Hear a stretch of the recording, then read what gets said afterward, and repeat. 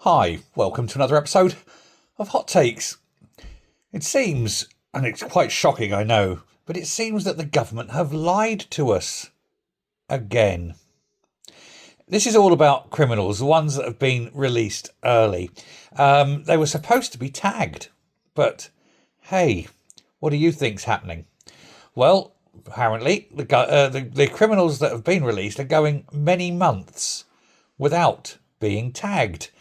And there's a backlog. And this is all to do with, of course, the Labour's early release scheme. They have this propensity to release dangerous criminals onto the streets because they think that is good for society or something.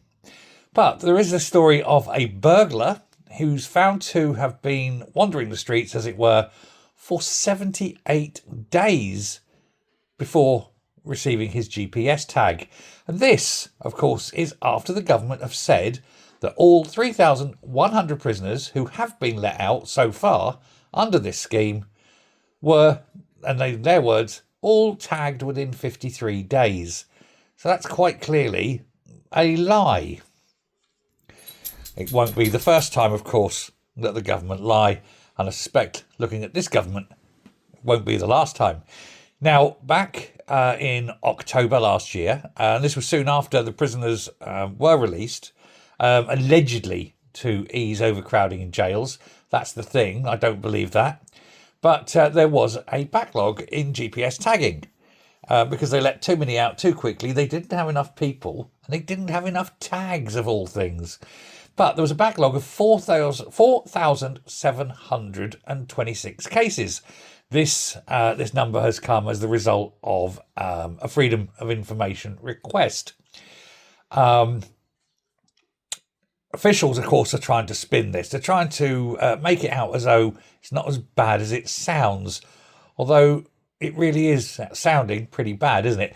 But officials said that the figure was not reflective of the much lower daily average.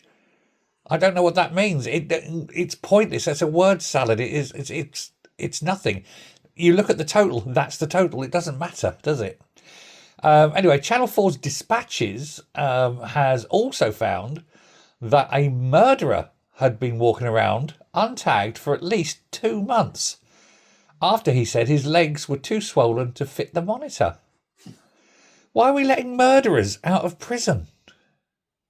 And yet we're locking up middle-aged women who wrote a naughty word on Facebook.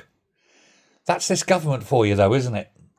Another criminal removed her tag to party on holiday and boasted to 200,000 TikTok followers having failed to respond to visits. She was not reassigned back into jail. So it makes you wonder, doesn't it? What the hell's going on? Now, this happened in Teesside, and that's got the highest violent crime rate across the country. It's grim up north. But there was an undercover reporter who infiltrated the electronic monitoring service, the EMS. And she actually filmed a trainer, said, outsourcing giant Serco, whose EMS's management team that do this, they were awarded this contract, which is around £51 million a year, thanks to the Ministry of Justice making sure that these companies are paid lots of money by the taxpayer. But they apparently were cutting corners at every possible point, although it's been denied. But when she's got it on film saying that, so no point saying that you didn't say it when, there it is with them saying it. Now, Lucy Richard, who is this reporter in question, said that criminals were running the show because they could simply decide not to answer the door, despite Serco's policy to raise a breach if they could not tag an offender after 2 visits to their address. But the trouble is there's no policeman to back them up. These people are private contractors. They're not officers of the court or anything. They have no right of entry. They've got no rights more than any other person in the street.